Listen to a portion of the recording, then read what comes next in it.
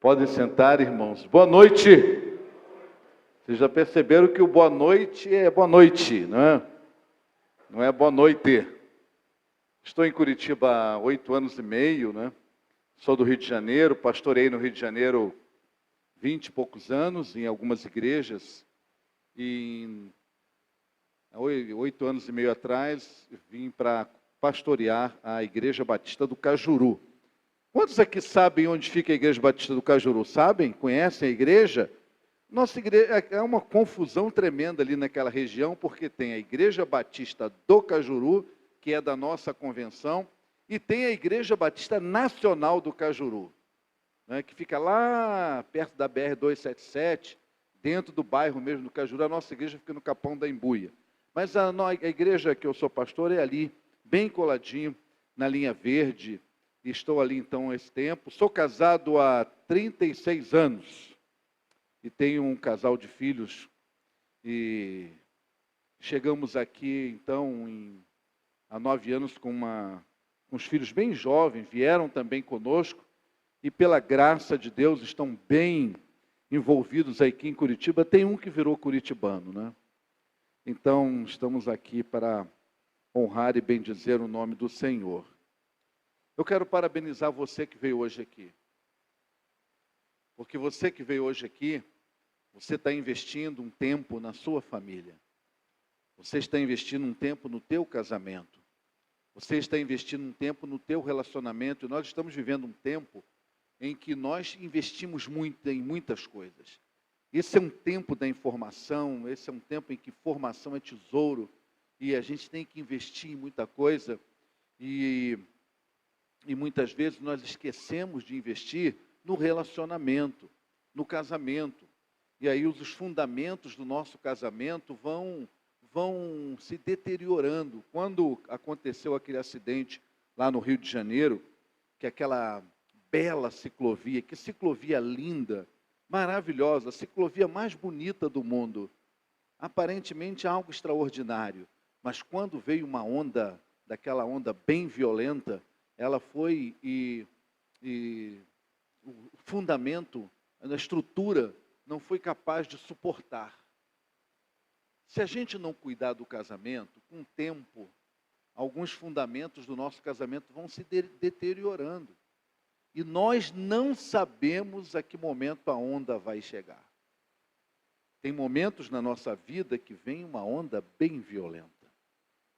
E se o fundamento não estiver firme, então o casamento não se sustenta. Então eu quero parabenizar a você que veio hoje aqui, que está investindo no seu relacionamento, no seu casamento. Estamos ainda respirando um pouco do clima das Olimpíadas.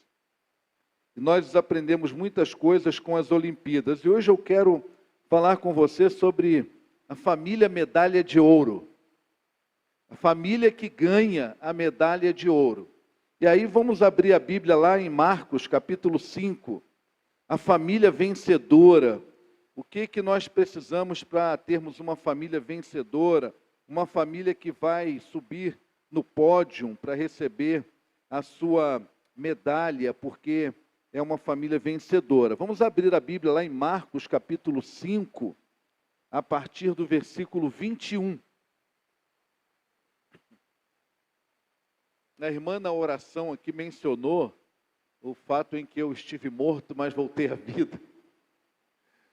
Eu tive um aneurisma cerebral há 3 anos e meu cérebro ficou muito cheio de sangue. E eu fiquei 21 dias na UTI. A minha esposa pensou que ia se livrar de mim, mas não foi ainda agora, né? E ali os médicos disseram para chamar os meus filhos em particular e disseram, olha, seu pai, a maior possibilidade é óbito. Se ele sobreviver, ele vai ficar cheio de sequelas. Mas imediatamente que eles receberam essa notícia, eles agilizaram a igreja, que eu sou pastor, e colocaram nas redes sociais, fizeram um movimento de oração nesse Brasil que eu nunca imaginava que a coisa fosse tão longe. E esse Brasil todo começou a orar. E hoje, não é sequela não, é que eu sou feio mesmo. Mas não teve nenhuma sequela mais. Eu estou aqui pela graça do Senhor. Então eu quero aproveitar também para agradecer, porque eu sei que na época o pastor Pascoal pediu muito à igreja que orasse por mim, essa igreja orou por mim. A Igreja Batista do Cajuru e a Igreja Batista de Primeira de Curitiba são parceiras.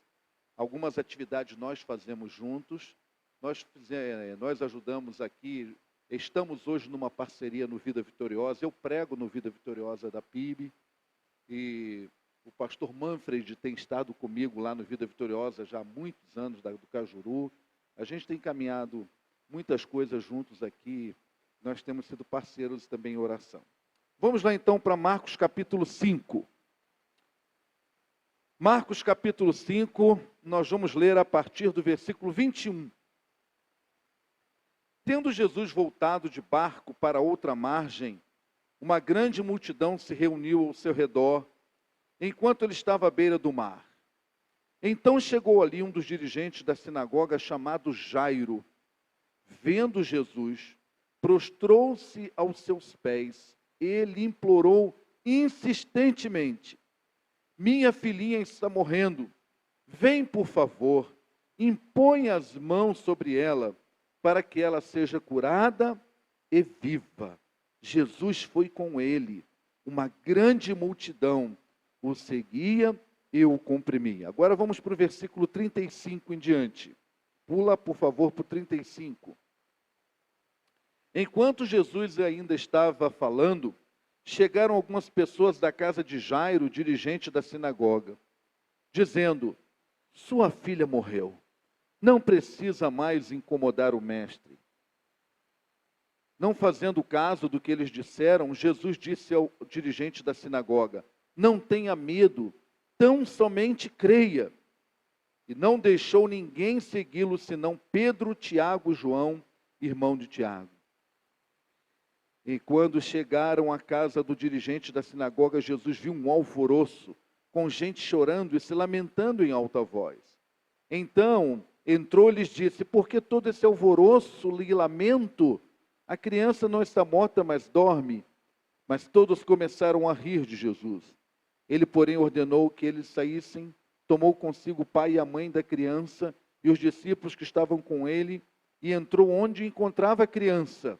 Tomou-a pela mão e disse-lhe: Talita, cumi, que significa menina, eu te ordeno, levante-se. Imediatamente a menina, que tinha 12 anos de idade, levantou e começou a andar, e isso os deixou atônitos. E ele deu ordem expressa para que não dissessem nada a ninguém, e mandou que dessem a ela algo para comer. Amém? Vamos orar nesse momento? Recline sua cabeça onde você está e vamos orar ao nosso Deus. Senhor, este é um momento em que nós estamos diante da Tua palavra. E, Senhor, é dessa palavra que é pura, santa e poderosa, que nós queremos tirar aplicações para os nossos casamentos nessa noite, para as nossas famílias. Fala-nos, Senhor Deus. Aqui que estejamos com os nossos ouvidos, os nossos olhos, a nossa mente, o nosso coração atentos ao Teu falar.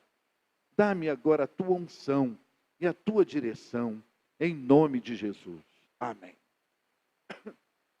Tem textos na Bíblia que eles são tão interessantes, são descritos de uma forma tão grande, tão especial, que a impressão quando a gente lê é que a gente está num cenário, é que a gente está vivendo essa cena. Esse é um texto extraordinário, em que um homem enfrenta um problema seríssimo na sua família. Ele tinha uma filha de 12 anos. No mundo judaico, uma criança de 12 anos significa muita coisa. Uma criança de 12 anos é símbolo de esperança, de sonhos, de planos do futuro. E ele tinha uma filha de 12 anos. Esse homem, ele era um homem importante na sua sociedade, ele era o administrador geral da sinagoga. Portanto, uma figura de proeminência no judaísmo. consequentemente, vocês sabem que eles eram opositores de Jesus. Jesus era de um lado e eles eram de outro. Eles não gostavam de Jesus, eles tinham muitos problemas com Jesus, muitas dificuldades. E esse homem, ele tinha investido, por certo, em muita coisa para curar sua filha, para resolver esse problema. Mas a menina ia de mal a pior. E aí então, Jesus chega ali, Jesus desce do barco, e quando Jesus desce lá, Jesus é surpreendido com a presença desse homem, que ele sem cerimônia nenhuma, quebrando todos os protocolos, ele vai e se atira aos pés de Jesus. Ele então implora pela sua filha. Ele implora de uma forma muito forte. É interessante esse texto, porque o texto diz que quando ele chega ali, ele se atira aos pés de Jesus, ele implorou insistentemente. Ele não fez um pedido qualquer, ele fez de uma forma insistente. E ali então, Jesus vai com ele. Tem um versículo aqui que a gente não pode deixar de prestar atenção nesse texto, porque ele diz para Jesus: vem, por favor, impõe as mãos para que ela seja curada e viva. Então ele convida Jesus para vir com ele. Então ele vai e Jesus vem atrás dele. Jesus vem seguindo. É importante gravar isso, porque vai acontecer uma mudança no final desse texto. As posições vão mudar. E quando as posições mudaram, muitas coisas aconteceram. E Jesus vai com ele. Esse texto, eu não li, mas é aquele texto que no meio do caminho, quando Jesus está caminhando com ele, vem aquela mulher que já tinha um problema de fluxo de sangue. E Jesus para, dá atenção. Se Jairo fosse ansioso como eu sou, eu tinha brigado com Jesus. Mas você vai parar agora, com minha filha lá quase morrendo, e você ainda para dar atenção aí, né? Mas ele foi esperando e Jesus atendeu aquela mulher. Quando eles então vão para casa, vêm os vizinhos dele. Os vizinhos chegam e dizem: olha, já era. Não tem mais jeito isso aí não. É melhor você desistir disso. Desiste dessa filha. Desiste disso, porque já morreu. Não tem mais jeito isso não. É melhor você nem incomodar o mestre, porque já era. Não tem mais jeito. E aí Jesus olha para ele e diz: Jairo, não temas, somente creia. Ele esteve diante de uma escolha. E aí ele opta por crer em Jesus. Aí é que eu falei daquele versículo. Aí a coisa começa a mudar. Porque agora já não é mais Jairo. Jesus não vem mais atrás de Jairo. Agora Jesus vai na frente de Jairo até a casa de Jairo. Eles entram na casa dele. Quando Jesus chega lá na casa, estava um alvoroço, gente chorando e tal. E Jesus então falou: que negócio é esse? Que alvoroço é esse? Que barulho é esse? Que situação é essa? Que lamento é esse? E aí Jesus interfere e ali opera um milagre. E aquela menina volta à vida. Jesus devolve a menina no final aos pais. Agora dá alimento a essa menina. Cuida dela. Eu narrei aqui um pouco o texto para a gente poder entrar lá, onde eu quero tirar algumas lições. Porque eu sei, assim como a família de Jairo, a sua família tem necessidade. Eu sei que assim como a família de Jairo, a sua família e a minha família, nós enfrentamos muitas batalhas. Seja a nível espiritual, emocional, física, há muitas carências nas nossas famílias. Todos nós enfrentamos lutas, dilemas, há muitas batalhas a serem vencidas. E nós precisamos lutar. Porque Deus, que é o grande idealizador da família, Ele tem o maior interesse em ver a nossa família curada, em ver a nossa família saudável, em ver a nossa família sólida. em ver a nossa família bem edificada. E nós temos que ter todo o cuidado para que nada venha a minar os valores da nossa família. Ainda antes de entrar na aplicação do texto, eu ouvi uma vez uma ilustração contada pelo pastor Armando Bispo, que ele diz que o inimigo faz com as nossas famílias como uma quadrilha fez numa joalheria.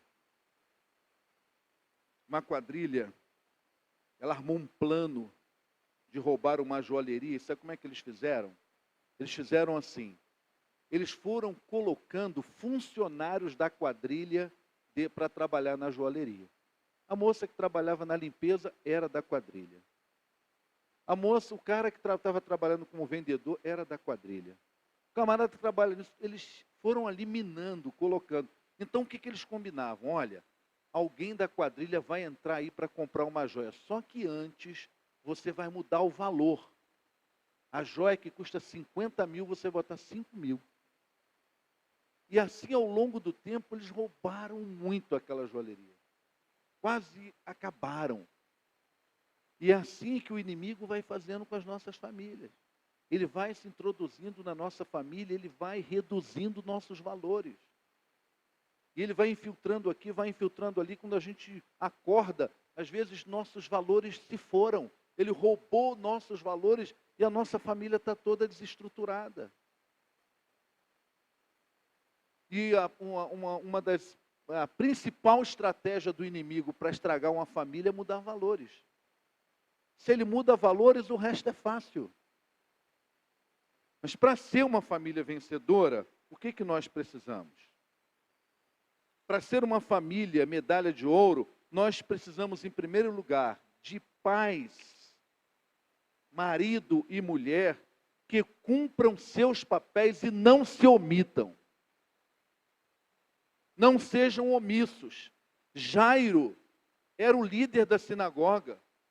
E agora esse líder da sinagoga, ele corria muitos riscos com a atitude que ele fez. E ele vai e ele se atira aos pés de Jesus para implorar, para lutar pela sua família. E ele, como eu falei, ele como era o líder da sinagoga, o administrador da sinagoga, com certeza ele era um homem bem vestido. E ele não se omitiu a ponto de, mesmo ali, logo Jesus saindo do barco, num lugar que por certo ele iria sujar sua roupa, ele vai e se atira aos pés de Jesus. Sabe o que eu quero dizer para vocês, em primeiro lugar, nessa noite? A importância da atitude. Nós estamos vivendo numa sociedade onde os pais estão sem atitude. Está faltando atitude por parte dos pais. Há muitas famílias puxadas para baixo, não porque os pais não vão à igreja, não porque não vão numa célula, não porque não oram, não porque não leem a Bíblia, fazem tudo isso e mesmo assim a família ainda sendo puxada para baixo. Como é que pode isso? Porque estão errando na atitude ou não estão tendo atitude. Precisa ter atitude. E esse pai nos ensina isso, que ele acabou sendo um veículo de bênção. A família dele foi abençoada porque ele foi um homem de atitude. Quantas bênçãos perdidas por falta de atitude? Quantas bênçãos perdidas por atitudes equivocadas ou por falta de atitude? Esse homem é um homem de atitude. Ele vai lá.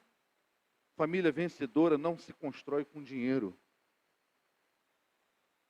Família vencedora não se constrói só com educação.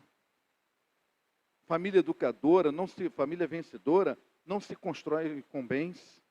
Isso tudo é muito bom. Mas existem famílias que têm tudo isso.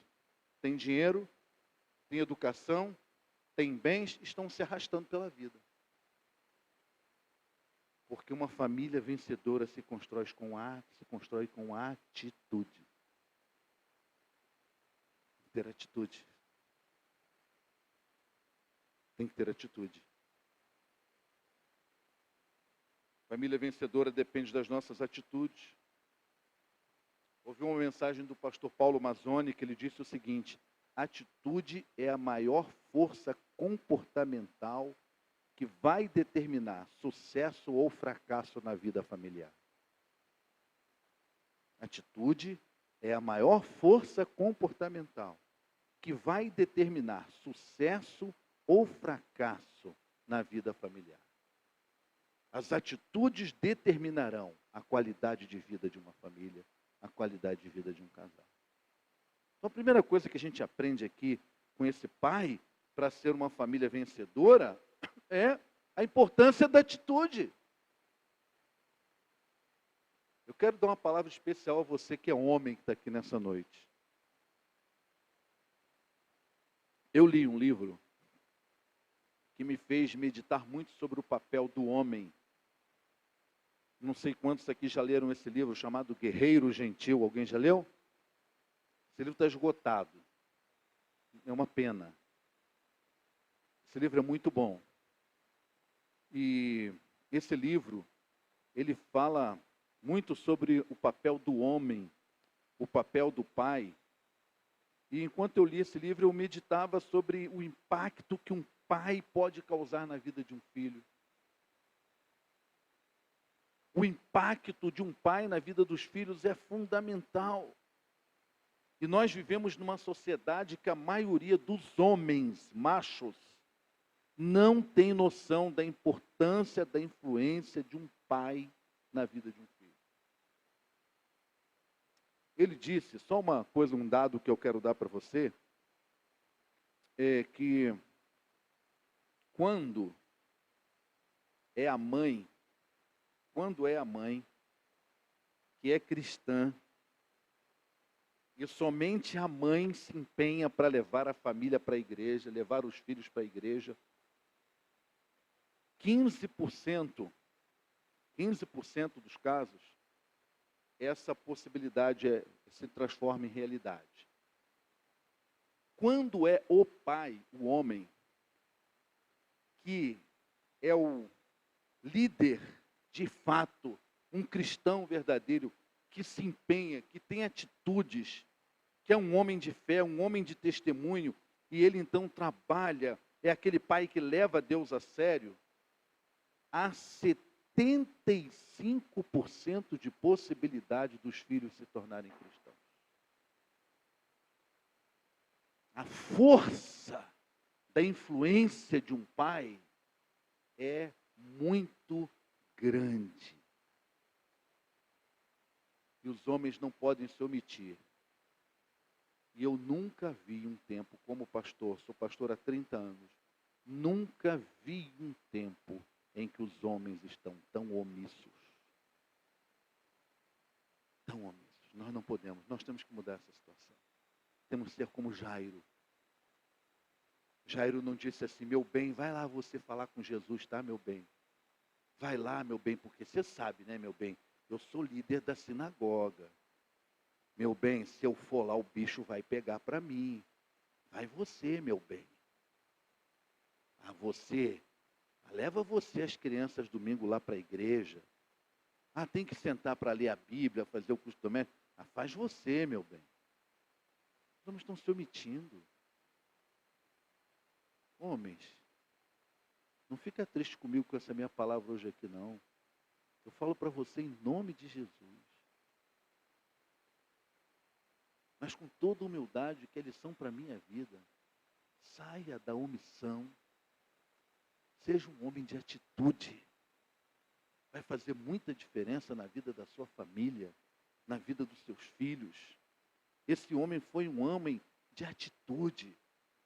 E há uma estratégia satânica atuando nesse mundo. É enfraquecer a figura masculina na sociedade. Qualquer filme que você assiste no cinema ou na televisão, tem um homem banana e tem uma mulher arrebentando.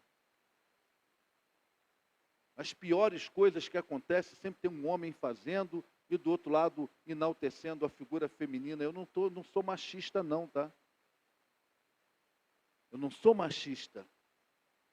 Eu estou dizendo isso aqui porque tudo isso é uma estratégia satânica, porque o poder da influência de um pai dentro de casa, de um homem dentro de casa, é tremenda. É tremenda.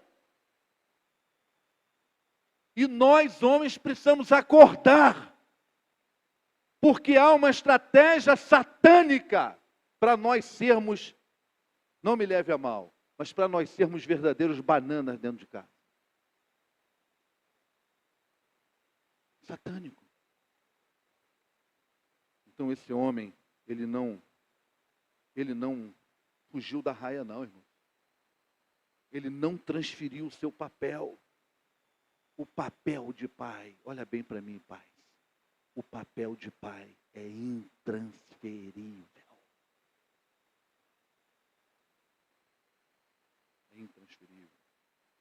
Então a primeira coisa, a reflexão que eu quero fazer nesse texto é que a família precisa de pais e mães que estejam dispostos a não se omitirem. Hoje eu falei mais para os pais, mas o dia que me chamaram de novo, aí eu arrebento com as mulheres.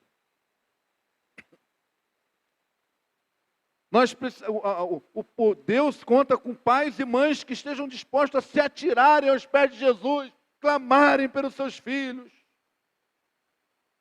Segunda marca de uma família vencedora nesse texto. Uma família vencedora é composta por pessoas que superam o egoísmo. O egoísmo que é a raiz dos nossos problemas relacionais. A raiz dos nossos problemas relacionais é o egoísmo. Jairo jamais tomaria a atitude que tomou se pensasse apenas nele. Jamais. Colocou em risco sua posição na sinagoga. Se humilhou publicamente.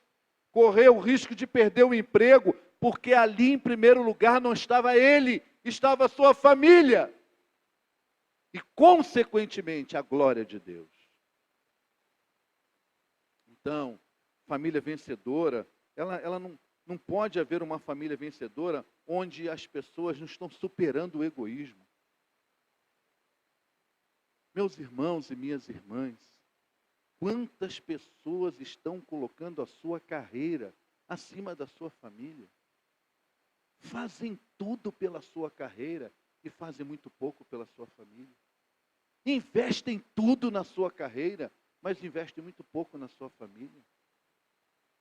A igreja vai ter um retiro de casais, eu vi aqui, vai ser na mesma data, inclusive, do retiro lá da minha igreja também. Quantos casais investem dinheiro e mais dinheiro para investir na carreira profissional e não investe aí, quanto é o retiro? Hein? 1.350 num lugar daquele não é nada. Não investe R$1.350 para passar um final de semana investindo no seu relacionamento. Investindo ali só os dois. Investindo no relacionamento. Nós estamos vivendo um tempo em que muitos pais e irmãs estão idolatrando a carreira. Estão fazendo da carreira um Deus. Jairo não se importou com a sua carreira. O mais importante era a sua família. Eu não estou dizendo que você não vai cuidar da sua carreira, porque você tem que sustentar a sua família, mas há coisas na vida que estão acima disso. Jairo, ele venceu o egoísmo. Meu irmão, você casou para construir uma família e não para alcançar uma realização subjetiva. E o egocentrismo, qual o problema no egocentrismo? Um dos problemas, são muitos, ele é que ele nos leva a ver a felicidade como algo particular. E não como um conjunto. Eu gosto de contar, e quando eu falo sobre isso, eu gosto de contar a seguinte historinha. Vou escolher um casal aqui. Vocês dois.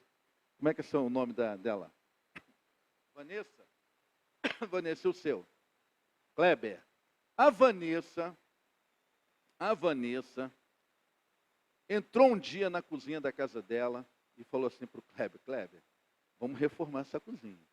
Está muito feio, esse piso já não está legal, esse azulejo, essa cozinha, esse apartamento já tem muito tempo, esse sobrado muito tempo, vamos fazer uma reforma aqui nesse apartamento? Aí o Kleber, vamos sim, vamos. O Kleber, como é um cara que gosta de fazer tudo direitinho, o Kleber contratou um arquiteto. Foi lá. Tem arquiteto aqui hoje? Tem algum? Né? Mas na igreja deve ter, muitos, né? Ele contratou um, e aí pediu o arquiteto para fazer um projeto. O arquiteto fez um projeto. Quando a Vanessa viu o projeto, a Vanessa quase desmaiou. É tudo que eu quero, é meu sonho e tal. Aí o Kleber, então, vamos começar a construir. Aí o Kleber chamou uma pessoa que todo mundo adora quando ele entra em casa. Pedreiro. Quando o pedreiro entra na casa da gente, é um desespero, não é? Fala a verdade. Fica todo mundo desesperado. Desculpe se tem algum pedreiro aqui, mas quando o pedreiro entra, a gente respira fundo. Aí o pedreiro entra e começa a dar marretada. Não é mais marretada, é outra ferramenta, mas vou falar marretada. Começa a quebrar aquela poeira, aquela sujeira, aquela bagunça. A Vanessa fica quase doida. A Vanessa fica estressada. A Vanessa não aguenta mais. Agora me diga uma coisa. Por que a Vanessa não manda o pedreiro embora?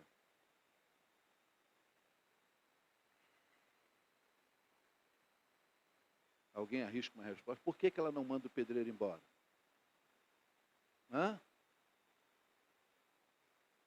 Porque ela está com a cabeça no projeto.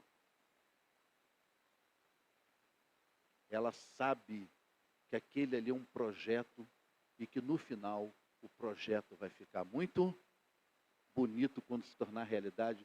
A cozinha vai ficar muito bonita. O casamento é um projeto de Deus. Às vezes a poeira levanta. Às vezes a parede quebra. Às vezes tem que trocar o azulejo. Mas o projeto é de Deus. Mas o egoísta não está com a cabeça no projeto. O egoísta está na cabeça no projeto dele e não no projeto de Deus. O egoísta, ele não vê a felicidade como um todo. O egoísta, ele não pensa na felicidade como um todo. Ele só pensa na felicidade como algo subjetivo, pessoal. E aí, quando ele começa a não sentir bem, acho que eu vou me separar, porque eu não estou me sentindo bem na relação. A Vanessa também não estava se sentindo bem lá com a obra e não mandou o pedreiro embora. Porque há momentos que a gente não se sente bem mesmo. No casamento. Uma vez perguntaram para um pastor assim, pastor, o senhor já sentiu vontade de bater na sua mulher? Ele disse, bater não, mas matar já. Às vezes acontece isso. E a gente tem que estar com a cabeça no projeto. O projeto é de Deus. Às vezes eu não vou me sentir bem mesmo. Às vezes tem um momento que eu não estou me sentindo bem, mas eu tenho que conversar com o arquiteto do projeto da família. Diz, eu sei, Senhor, que o projeto do Senhor é bom. Revela-me porque eu estou vivendo esse momento. O que o Senhor vai fazer? O que vai acontecer? Mas não desista do projeto de Deus.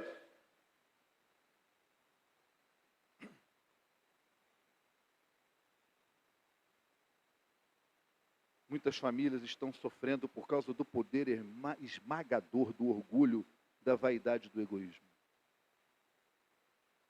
Então a família medalha de ouro supera o orgulho, supera a vaidade, supera o egoísmo. Amém? Terceira coisa, marca de uma família que ganha medalha de ouro. Uma família que ganha medalha de ouro, para ganhar medalha de ouro, um atleta para ganhar medalha de ouro tem várias etapas, não é? Uma família para ganhar medalha de ouro tem que rejeitar os conselhos de morte.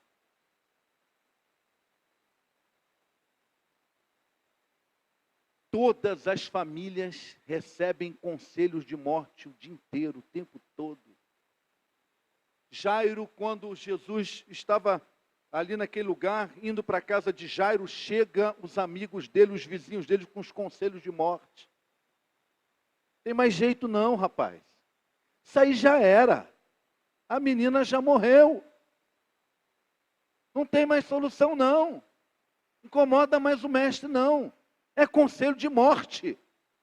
E muitas vezes é esse conselho de morte que a gente ouve. Desiste dessa mulher, pai. Essa mulher não tem jeito, não. Você é uma doida. Essa mulher é insuportável. Esse marido, não, diz esse cara não quer, não. Ih, esse cara. Conselho de morte. O tempo todo a mídia está enchendo nossa família com conselhos de morte.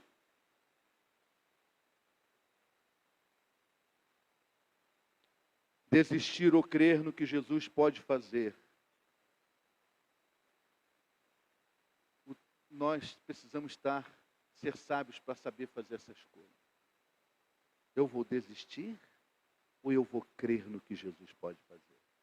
Não sei se você entrou aqui hoje numa crise no seu casamento. Mas hoje eu sei que a Bíblia coloca diante de você essa opção. Ou desistir, ou crer no que Jesus pode fazer. E Jesus te conclama hoje a não temer, mas tão somente crer. Crer no que Ele pode fazer. Rejeite os conselhos de morte. Não desista da sua família. Tão somente creia. Não desista da sua esposa. Tão somente creia. Não desista do seu esposo. Tão somente creia. Não desista do seu filho. Tão somente creia. Não desista da sua filha. Tão somente creia. Eu era pastor no Rio, numa igreja que ficava numa comunidade. Nós fazíamos lá uma evangelização de madrugada, num lugar perigoso, uma favela. Mas havia um evangelismo na madrugada, não era fácil. Enfrentamos muitas lutas difíceis, mas Deus sempre nos abençoou muito, os bandidos nos respeitavam.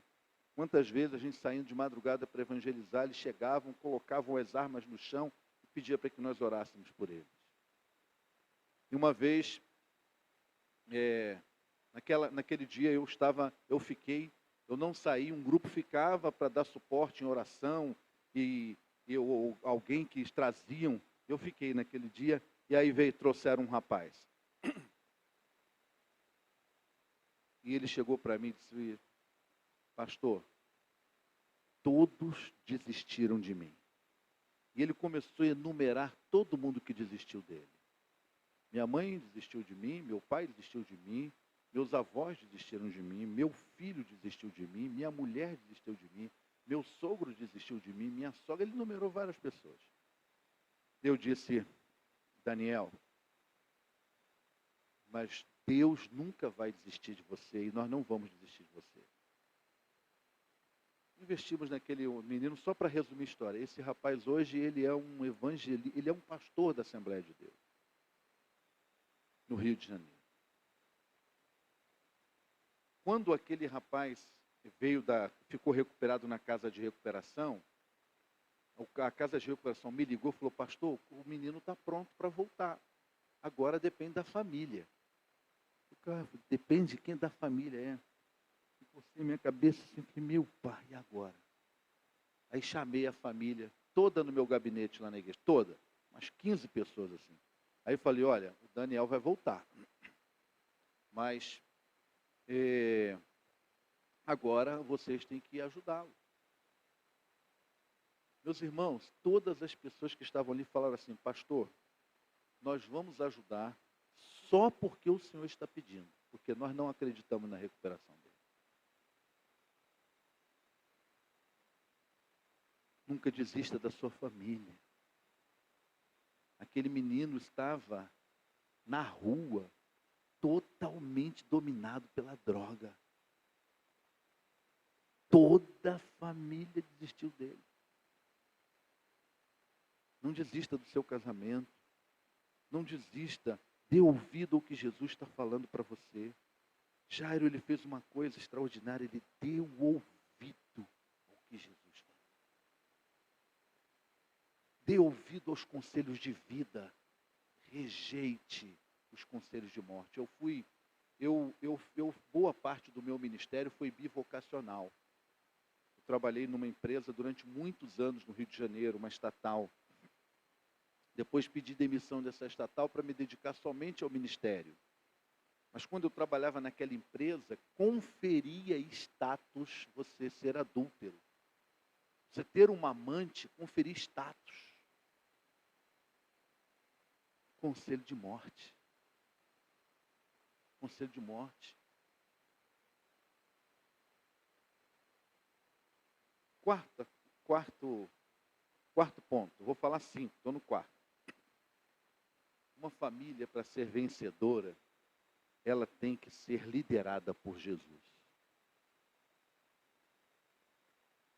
Percebam que a partir do versículo 37, quando Jesus faz o desafio e Jairo resolve ouvi-lo, aí muda a posição. Agora, não é mais Jesus agora não vai atrás de Jairo. Agora é Jairo que vai atrás de Jesus. Jesus toma a frente e Jesus vai à frente. Agora Jairo está seguindo Jesus. Jesus está na frente dele. E na frente dele, Jesus entra na casa dele.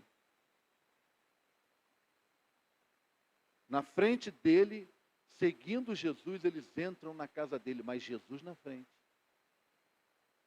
E quando Jesus está liderando a nossa família, quando ele vai na frente da nossa família, muitas coisas podem acontecer.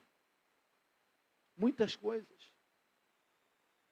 Quando nós levamos Jesus para a nossa casa, muitas coisas podem mudar. Famílias estão deixando Jesus cada vez mais fora dos seus planos. Por falta de tempo, por falta de dinheiro. Tem famílias que quando elas vão cortar alguma coisa, a primeira coisa que elas começam a cortar são as coisas ligadas a Deus. Precisamos cortar, nós estamos numa crise financeira, primeira coisa que vamos cortar, não, vamos cortar a ajuda financeira para a obra de Deus, mas não vamos cortar o dinheiro da academia. Nós podemos cortar isso, mas cortar para... vamos cortar. Bom, nós estamos sem tempo de fazer isso aqui, não. Então vamos fazer o seguinte, vamos parar de ir na célula para a gente poder ganhar esse tempo. Não, o culto é o seguinte, nós estamos indo no culto da manhã e da noite, então vamos só no da manhã, que nós precisamos ganhar esse tempo. E aí vai cortando, vai tirando as coisas de Deus. As famílias estão deixando cada vez mais Deus fora dos seus planos.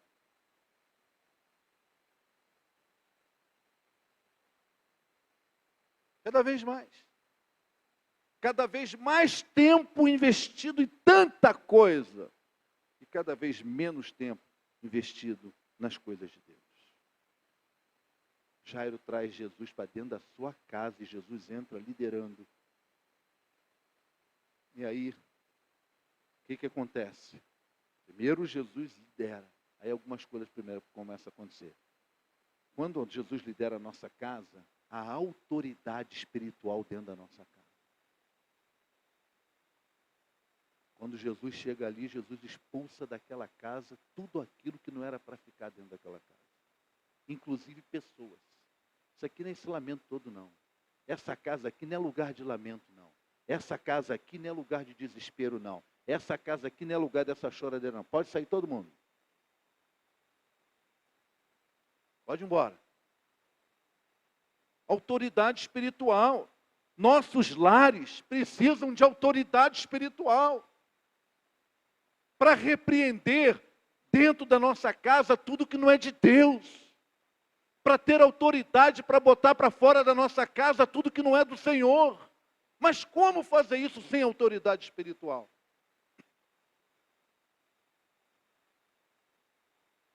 Quando Jesus entra nos nossos lares, Jesus vai acabar com o alvoroço.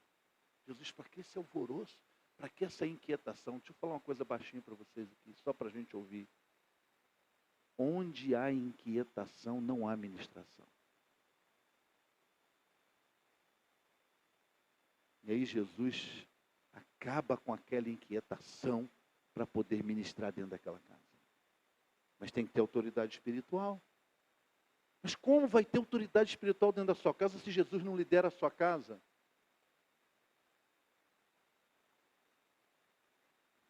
Sabe o que acontece? É muito importante isso que eu vou falar. Deixe Jesus ter voz de comando dentro da sua casa. Sabe o que é autoridade espiritual numa casa? É Jesus ter voz de comando. Jairo nem se importou. Jesus entrou mandando dentro da casa dele. Jairo nem reclamou. Sabe por quê? Quem tem que mandar dentro da nossa casa é Jesus mesmo. Quem tem que dar ordem dentro da nossa casa é Jesus mesmo. Quem tem que mandar na nossa vida é Jesus mesmo. Quem tem que dar ordem na nossa vida é Jesus mesmo. Quem tem voz de comando na tua vida? Quem tem voz de comando dentro da tua casa? Jairo deixou Jesus ter voz de comando na casa dele. E Jesus tirou dali tudo que atrapalhava. Mas sabe o que acontece quando Jesus lidera a nossa casa? Quando Jesus lidera a nossa casa se torna um lugar de milagres. Jairo deixou Jesus entrar liderando sua casa. Houve autoridade espiritual. Jesus foi a voz de comando. Houve ali uma quietude. O alvoroço saiu e houve milagre. Deixe Jesus liderar a tua casa, que vai acontecer milagre. Os milagres vão começar. Jesus vai lá e ressuscita a menina. Jairo podia dizer assim: qual é? Quem manda aqui sou eu. Que negócio é esse está dando ordem aqui dentro da minha casa? Jairo ficou quietinho e falou: Jesus, manda mesmo, Jesus. Manda na minha casa, Jesus. Lidera a minha casa, Jesus. Toma conta da minha casa, Jesus. Atua na minha casa, Jesus. Lidera a minha casa, Jesus. E aí o milagre aconteceu. Último lugar, nessa noite. Família que ganha medalha de ouro. Família que sobe no pódio. É a família onde as pessoas são responsáveis e se comprometem umas com as outras. Da onde o senhor tirou isso nesse texto, pastor? Quando Jesus faz o milagre, ele chega e diz assim: agora, peguem a menina e vão dar comida para ela. Prepara uma comida para ela, porque vocês são responsáveis por essa menina. Eu faço por essa menina e fiz aquilo que vocês não podem fazer. Mas o que vocês podem fazer, que é dar comida para ela, eu não vou dar não. São vocês que têm que dar.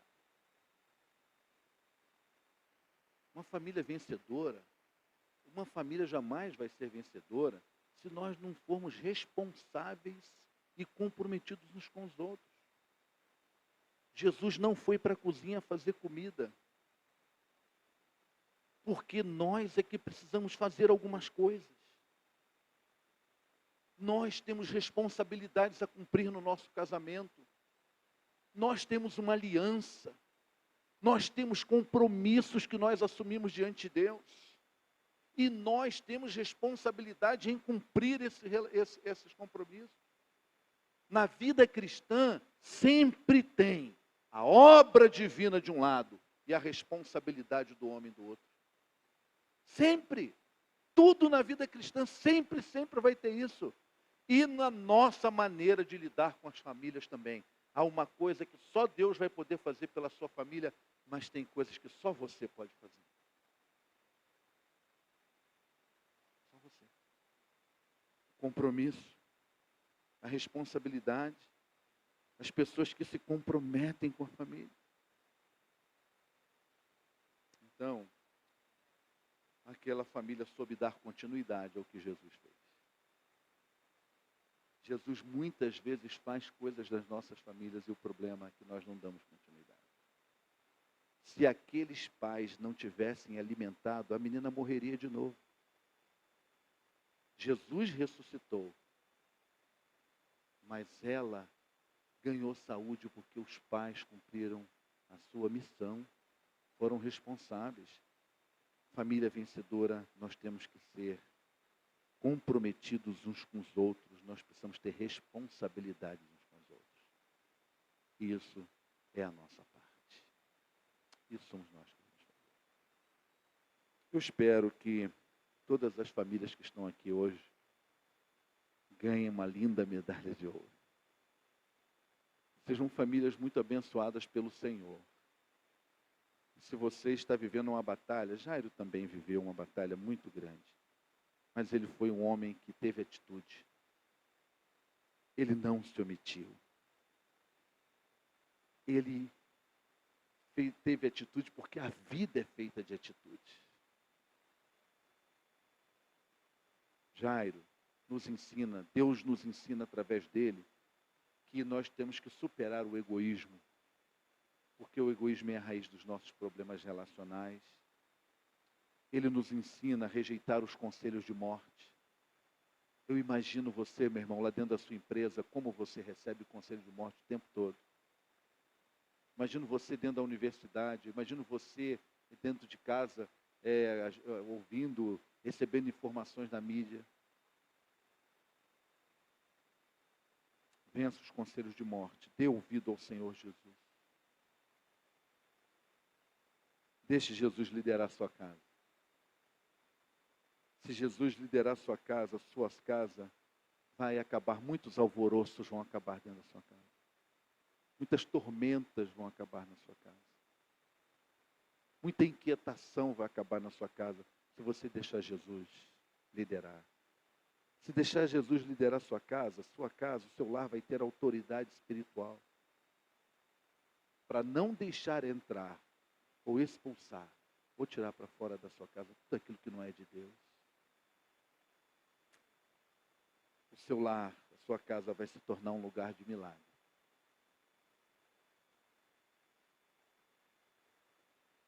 E nós nos comprometeremos uns com os outros. Amém? Queria que você ficasse em pé onde você está agora.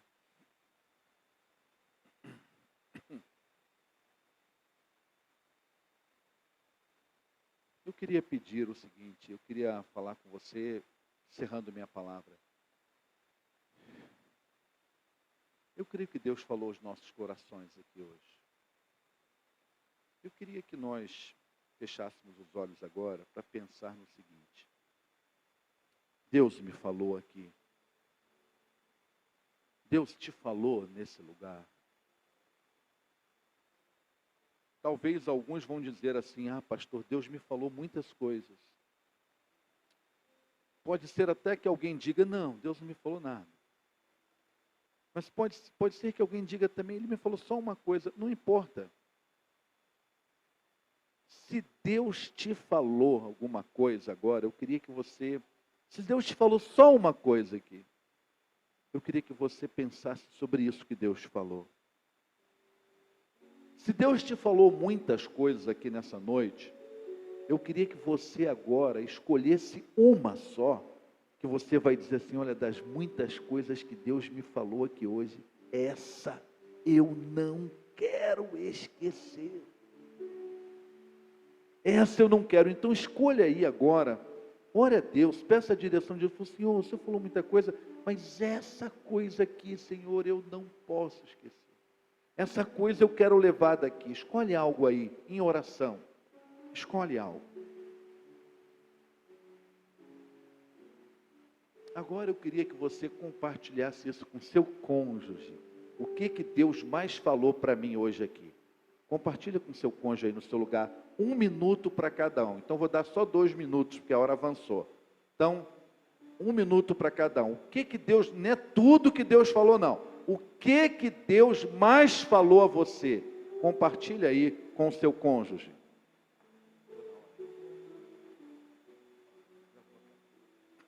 Compartilha aí com a pessoa. O que Deus mais me falou? O que Deus mais falou a você hoje aqui? Aí depois que vocês compartilharem um com o outro, eu queria que vocês dois orassem juntos agora. E eu vou encerrar assim. Então compartilhe um com o outro. Terminou de compartilhar, abraça assim, pode dar um chamego assim, não é? Pastor Pascoal liberou geral hoje. Falou que vocês podem abraçar assim, fica bem coladinho. O irmão Vanderlei, posso liberar aqui para abraçar mais um pouquinho? Pode? Tá liberado então. Abraça e ora junto. Pode orar os dois, ou você pode escolher um só para orar, com vocês agora. Mas eu queria que você levasse esse momento bem a sério, para consolidar aquilo que Deus falou. Porque Deus diz que os sábios não apenas ouvem, os sábios praticam. Ora aí junto agora. Ora com seu cônjuge.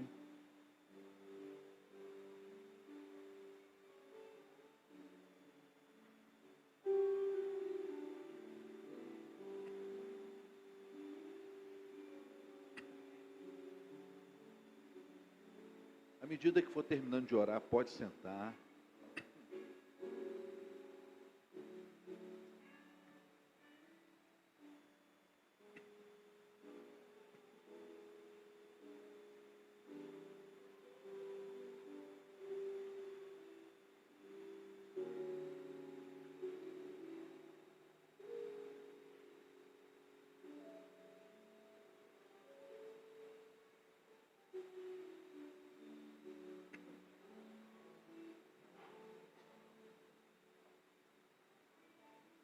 Amém. Glória a Deus. Eu quero olhar bem para vocês aqui. Bem para vocês. Porque eu quero o dia que encontrar com vocês perguntar: cadê a medalha? Cuidem bem dessa medalha. E nunca saia do pódio, para a glória do nosso Deus. Amém.